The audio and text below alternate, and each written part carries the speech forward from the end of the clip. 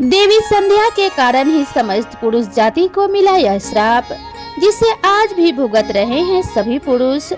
दोस्तों, देवी संध्या ने पुरुष जाति को क्या श्राप दिया था और क्यों दिया था, चलिए एक प्राचीन कथा के माध्यम से जानते हैं। एक समय की बात है, देव ऋषि नारद भगवान शिव के दर्शन करने के उद्देश्य से कैलाश पर्वत पर जाते हैं। देव ऋषि को देखकर भगवान शिव प्रसन्न होते हैं और कहते हैं, हे नारद, आज किस कारण से कैलाश पर तुम्हारा आगमन हुआ है? अवश्य ही प्रभु ने कोई लीला रची है, जिसे भाग बनाकर तुम यहाँ पर आए हो। नारद जी कहते हैं कि हे भोलेनाथ, आप तो संसार के हर कण में वास करते हैं, भला आपसे कोई बात कैसे छिपी रह सकती है? हे प्रभु, मन में आपके दर्शन करने की इच्छा हुई तो चला आया। आज मेरे मन में एक शंका का निर्माण हो गया है, उसी का समाधान करने के उद्देश्य से आपके पास आया हूँ। कृपया मेरी इस शंका का समाधान कीजिए। भगवान शिव कहते हैं कि हे नारद, तुम्हारे मन में जो भी शंका हो, निसंकोच होकर पूछ लो, तुम्हारी हर शंका का समाधान किया जाएगा। अतः तुम्हारी जो भी शंका हो पूछ लो। तब देव ऋषि नारद कहते हैं कि हे दीनानाथ, आप परम दयालु और कृपालु हैं। आपने सभी भक्तों पर समान कृपा दृष्टि बनाए रखी है। भक्त के मन में क्या चल रहा है, आप स्वयं ही जान लेते हैं और उसकी इच्छा को पूर्ण करते हैं। मेरे मन में जो शंका है, उसे भी आप भली भांति जानते हैं। भगवान शिव कहते हैं कि हे नारद, तुम्हारे मन में जो प्रश्न उठ रहा है, उसे मैं अवश्य ही जानता हूँ, इसीलिए अब पूछने में संकोच ना करो। देव ऋषि कहते हैं कि हे प्रभु, आज मैं आपके पास यह जानने के लिए आया हूँ कि देवी संध्या कौन थी और उन्होंने समस्त पुरुष जाति को कौन सा श्राप दिया था। आज मैं आपके पास देवी संध्या का महत्व सुनने के लिए ही आया हूँ। भगवान शिव कहते हैं कि हे नारद, आज तुमने उत्तम प्रश्न किया है। इसमें समस्त मानव जाति का कल्याण छिपा हुआ है। आज मैं तुम्हें देवी संध्या के जन्म की कथा सुनाता हूँ। इस कथा में तुम्हें तुम्हारे सभी प्रश्नों के उत्तर मिल जाएंगे। इसलिए देवी संध्या के इस प्राचीन इतिहास को तुम ध्यान पूर्वक सुनो। इसका श्रवण करने मात्र से ही कोटि कोटि पाप क्षण भर में जलकर भस्म हो जाते हैं। देव ऋषि कहते हैं कि हे प्रभु, मैं इस कथा को ध्यान से और पूरा अवश्य सुनूंगा। कृपया करके आप मुझसे यह कथा कहिए। फिर भगवान शिव देव ऋषि नारद को उस महान नारी संध्या की कथा सुनाना आरंभ करते हैं।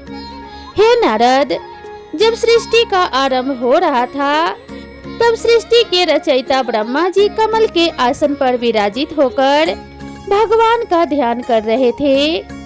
उसी समय उनके मन में सृष्टि का निर्माण करने की इच्छा जागृत हुई। तब सबसे पहले उनके मन में विचार करने पर एक त्रिभुवन सुंदरी कन्या का जन्म हुआ।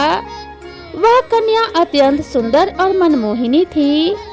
मन से उत्पन्न होने के कारण वह ब्रह्मा की मानस कन्या हुई।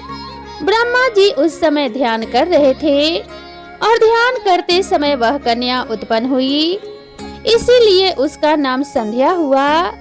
जब ब्रह्मा जी ने उस अत्यंत सुंदर स्त्री की ओर देखा, तो कुछ क्षणों के लिए ब्रह्मा जी का मन विचलित हो गया। उसका मनमोहन रूप देखकर ब्रह्मा जी मोहित हो गए और उनके मन में काम भाव जागृत हुआ। ब्रह्मा जी की ऐसी कुपित दृष्टि पड़ते ही उस देवी का तेज नष्ट हो गया, जिससे वह देवी संध्या बहुत दुखी हो गई और उस स्थान को छोड़कर चली गई। हे नारद, ब्रह्मा जी के मन में किसी भी प्रकार का विकार उत्पन्न नहीं हो सकता, किंतु प्रभु की लीला तो देखिए। उन्होंने अपनी लीला दिखाने के लिए ब्रह्मा जी के मन में विकार डाल दिया। इस विकार के कारण ब्रह्मा जी के मन में कुछ क्षणों के लिए काम का भाव उत्पन्न हो गया। प्रभु की ऐसी लीला रचना के पीछे समस्त मानव जाति का कल्याण छिपा हुआ था। इसीलिए अब तुम प्रभु की इस विचित्र लीला को ध्यान से सुनो। ब्रह्मा जी के ऐसे व्यवहार से देवी संध्या अत्यंत दुखी होकर चंद्रभाग पर्वत पर ध्यान करने के लिए चली गई। वहां जाकर उसके मन में इस बात की चिंता सताने लगी कि मैं तपस्या किसकी करूं, किस भगवान की आराधना करूं। इसी विचार से वह पृथ्वी लोक पर ब्रह्मलोहित नाम के सरोवर के पास चली गई और वहीं पर खड़ी हो गई। फिर महर्षि वशिष्ठ उसी स्थान से गुजर रहे थे तो उन्होंने देवी संध्या को सरोवर के पास खड़ा हुआ देखा।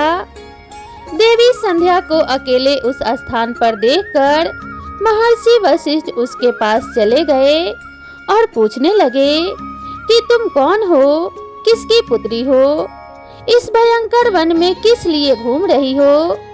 यदि कोई गोपनीय बात ना हो तो अवश्य तुम्हारा उद्देश्य बताओ।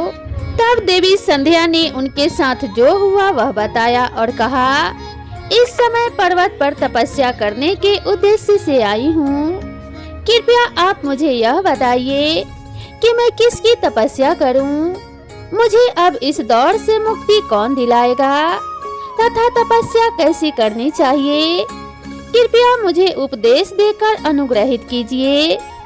संध्या की बात सुनकर महर्षि वशिष्ठ कहने लगे कि हे देवी, तुम भगवान नारायण की तपस्या करो। ओम नमो नारायणाय नमः इस महामंत्र का जाप करो। जब तक भगवान के दर्शन ना हो तब तक इस मंत्र का जाप करती रहो। स्वच्छ वस्त्र पहनकर उत्साह और प्रेम के साथ इस नियम का पालन करो। मौन धारण करते हुए भगवान के नाम का जाप करो। तुम्हारी भक्ति से प्रसन्न होकर भगवान विष्णु तुम्हें अवश्य दर्शन देंगे। इस प्रकार से महर्षि वशिष्ठ देवी संध्या को उपदेश देकर वहां से चले गए। देवी संध्या को अब तपस्या का मार्ग मिल गया। उसके हर्ष की सीमा ना रही और वह बड़े आनंद के साथ श्री हरि की तपस्या में लग गई। वह महर्षि के बताए हुए नियमों का पालन एकदम सावधानी से करने लगी। इस प्रकार सभी नियमों का पालन करते हुए देवी संध्या ने 4 युगों तक अपनी तपस्या चालू रखी। उसका व्रत तपस्या भगवान के प्रति श्रद्धा को देखकर सभी देवताओं को बड़ा आश्चर्य हुआ। भगवान विष्णु भी देवी संध्या की तपस्या से अत्यंत प्रसन्न हुए और फिर वह मनोहर चतुर्भुज रूप धारण करके उसके सामने प्रकट हुए और देवी संध्या से कहने लगे कि हे देवी, उठ जाओ, मैं तुम्हारी भक्ति से अत्यंत प्रसन्न हूँ। भगवान विष्णु की मनोहर छवि देखकर देवी संध्या शीघ्रता से खड़ी हो गई। भगवान का वह रूप सैकड़ों सूर्य के समान तेजवान दिखाई पड़ रहा था। भगवान के ऐसे रूप को देखकर देवी संध्या स्तब्ध हो गई। उसे समझ में नहीं आ रहा था कि वह क्या करे और क्या ना करे। उसके मन में भगवान की स्तुति करने की अभिलाषा हुई, किंतु वह भगवान के उस रूप को देखकर कुछ भी बोल नहीं पा रही थी। फिर भगवान विष्णु देवी संध्या की मनोदशा को जान लिए और उसे दिव्य ज्ञान, दिव्य दृष्टि तथा दिव्य वाणी प्रदान की। फिर देवी संध्या बड़े उत्साह से भगवान विष्णु की स्तुति करने लगी। उसके एक एक वाक्य में उसकी भक्ति और समर्पण दिखाई पड़ रहा था। तपस्या के कारण संध्या का शरीर अत्यंत क्षीण और कमजोर हो गया था। तब भगवान ने अपनी अमृतमयी दृष्टि डालकर उसके शरीर को हष्ट पुष्ट बना दिया और मधुर वचन में उससे कहने लगे, देवी, मैं तुम्हारी तपस्या से अत्यंत प्रसन्न हूँ। तुम अपनी इच्छा के अनुसार वर मांग लो। फिर देवी संध्या ने कहा कि हे प्रभु, यदि आप मुझ पर प्रसन्न हैं तो मुझे वरदान देकर अनुग्रहित करना चाहते हैं, तो मैं पहला वरदान यह मांगती हूँ कि संसार में जितने भी प्राणी हैं, पैदा होते ही उनके मन में काम का विकार उत्पन्न ना हो। दूसरा वरदान मैं यह मांगती हूँ कि मेरा पतिव्रत धर्म कभी खंडित ना हो। और तीसरा वरदान मुझे यह दीजिए कि अपने पति के अलावा किसी अन्य पुरुष के प्रति मेरे मन में आसक्ति न हो। जो भी पुरुष मेरी ओर काम भाव से देखे वह पुरुष नपुंसक हो जाए। फिर भगवान विष्णु ने वरदान देते हुए कहा, कल्याणी, आज तुमने संसार के कल्याण के लिए उत्तम वर मांगा है, इसलिए आज से ही पैदा होने के बाद किसी भी प्राणी में काम वासना का भाव नहीं होगा। मनुष्य की शरीर की 4 अवस्थाएं होंगी, बाल्य, कौमार्य, यौवन और जरा।